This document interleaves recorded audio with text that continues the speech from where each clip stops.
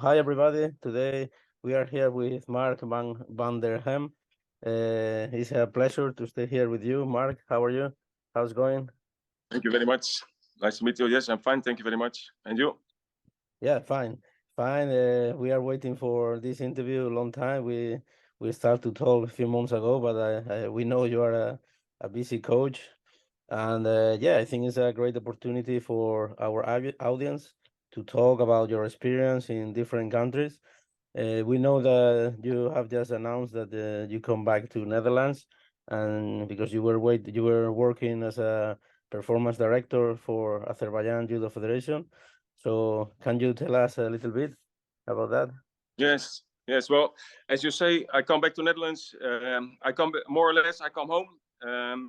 I worked in Azerbaijan as performance director. I retired almost 1 month ago, and I'm now just in home situation in the club. And well, for the summer, I'm just taking my time.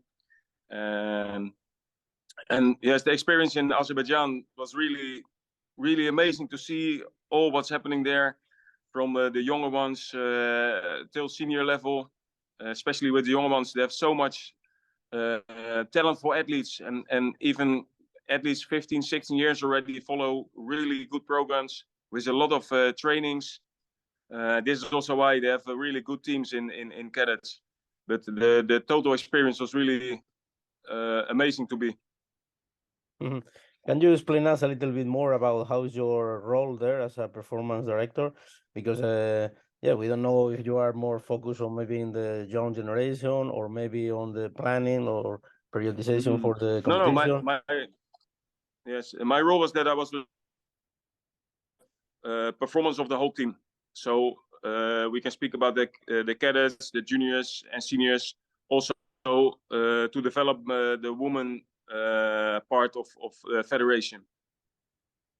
Mhm. And can you explain us a little bit more about how is the national organization about judo in Azerbaijan? Is more about the clubs or is more national team? So all the athletes they No, are this. training together, or the different provinces they have different high performance training center, or how is Mm-hmm. the system Yes. in Azerbaijan about that? Well, they have a lot of strong clubs. If I compare to, for example, Netherlands or Belgium, then most of the time the clubs also go to some competitions like European Cups. In Azerbaijan, this is less, so they're depending much more on the federation. But the members in the clubs and the programs they do in the clubs is really good level and really good building up athletes towards the first one they come in national team under 18, so the cadet team. And there the cooperation with the clubs and the club coaches is really good. From this program they go to junior, and when they come to junior it's more or less a full-time program in federation. And from juniors they continue to seniors with the national squad. Okay, despite the good experience, but because you told us that, of course, was a great experience with the Azerbaijan national team, I'm sure that you find some problems, maybe about the different system, maybe the language is a barrier. So, what is the main Mm-hmm. problems you find in your work in the Azerbaijan? Mm-hmm. I think language is indeed an issue. Not so many people speak English, so if I work there, then I always have somebody who can translate. But with translating, even though the translator did really good jobs, it's always I give my information to translator, he transfer and make the translation to the coach. So somewhere it's really difficult, especially when you speak about really detailed information, to deliver this detailed information to the athlete. I think this was one of the most difficult things to keep up the high performance in the team. Yeah, and the top team, they are trying to learn some English because I was working in China and sometimes we have the same problem. But it's true that some Yes. athletes, maybe the top athletes that they start to do more competition in the world tour, they start to speak a little English. So this is the case of Azerbaijan, or it's Yes, difficult this was sometimes? also the goal. Actually, this was one of the goals together with Azerbaijan Judo Federation we created, or even this was one of the wishes that we start educating them with cadets already in English classes. And then when they start to be cadet, they start to learn English as well. When they become junior, they're getting better, and in senior level, they should be able to have a normal conversation in English. So this was one of the targets we had as well, and this was really starting to walk, starting to run. Yes. I also would like to ask you a little bit about female athletes, because you know many countries like maybe Kazakhstan or maybe Azerbaijan, Georgia. Many years ago, maybe we couldn't find many good athletes in female, but nowadays we can see, especially in young generation, strong teams. So how is the Yes. development of female judo in Azerbaijan? Well, they're really targeting this really good, but you cannot say in 1 year we have a dojo full of women athletes. Well, the year before you did not have, so you need to build them up also from younger ones.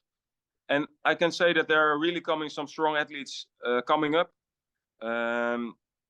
and also there as performance director, I try to support the different teams. So also women team, the coaching staff was running and working really good. The cooperation was really good. So together we can make the plans, and together we can try to develop the women's side as well. But I can say they're coming. They're coming. Maybe not next month, but in a few years they will have really good athletes. Actually, the last year also some athletes already start winning some medals in Grand Prix, Grand Slam. So it's really coming up. Mm-hmm. And what about the training system, about technical tactics, conditioning? I mean, do you find big differences compared with other countries where you worked before? Because you know, everybody know that Azerbaijan, they are strong athletes, but it's because they are more focused, or maybe it's genetics, or what is the main difference maybe for the training? I think that the chance for young athletes to practice full-time program is bigger. This is also one side it's advantage. The other side it's less good for them because when they are around 13 or 14, most of them are able to start a full-time program. They train maybe 2 or 3 times a day already. A lot of physical things. Also the evenings, most of the time, a lot of randori.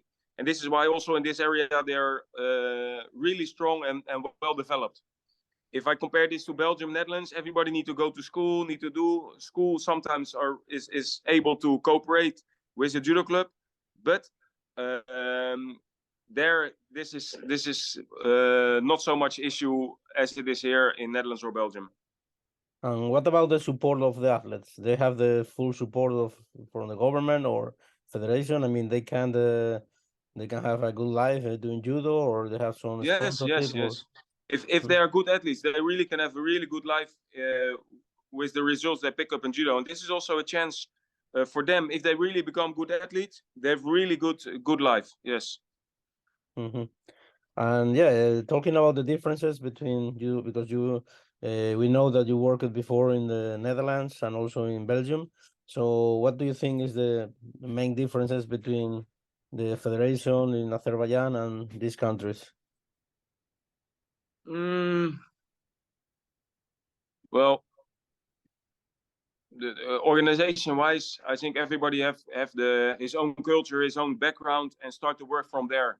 And I think this is also fitting to the people who are in this country. So in Netherlands they have a kind of working, in Belgium have a different kind of work and different approach to athletes. Azerbaijan even more different than the other two. But everywhere they try to find and manage the best ways of cooperating with the athletes. So, and I would not say that it is better or worse in different countries, but they just connected better to the culture of the athletes in the different countries. Mhm. And yeah, about the, because now you told that you quit the job 1 month ago. So now, what is do you have a next project, or you are thinking about go to other place, or maybe time to go back home? What is your idea for the future? No, well, I stopped the job, but still I have really good energy. Also last week when I see the cadets winning 6 gold medals in European Championships, winning the team event, this is for me also that this part did really good and nice job. I see this on tatami, but when the result is there, it's really giving also energy. Even 3 weeks ago, I stopped. So yeah, well, I have good energy. I'm still ready to start new jobs. For now, I'm just taking my time in the club at home, and we will see what chances will come in the future. And I really like to give my experience, what I have in the different countries, to pass this to new athletes and to try to develop them, and as well to learn myself as well new things. Mm-hmm. In your CV, of course, we can see that you have many good results with the different teams that you work with. And what do you think is your best moment as a coach, your best result, or maybe this moment that you think is really special for you? Mm-hmm.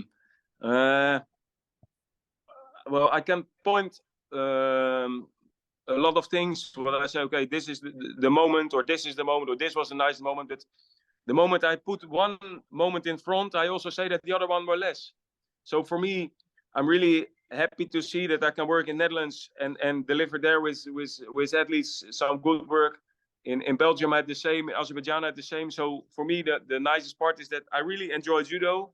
I like being on tatami. I like to help people developing, and this is the main nicest part of being judo teacher, I think. Mm-hmm.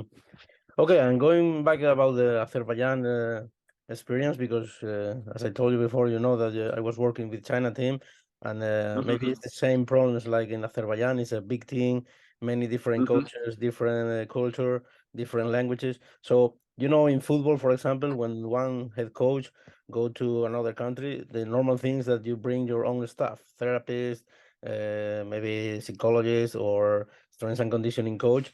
But yeah, in judo, maybe because the budget is not big enough, sometimes how do you deal with the problems that, because of course it's not easy to work with different staff.